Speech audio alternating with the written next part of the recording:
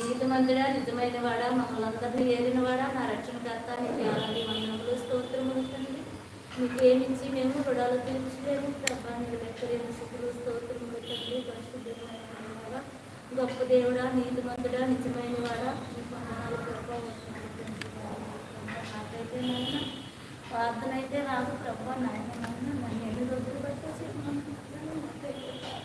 తండ్రి. గొప్ప దేవుడా, ఇదిగో తండ్రి, ఇదిగో నాయన నాయన నాయన ఆడబిడ్డలు అందరినీ కలగా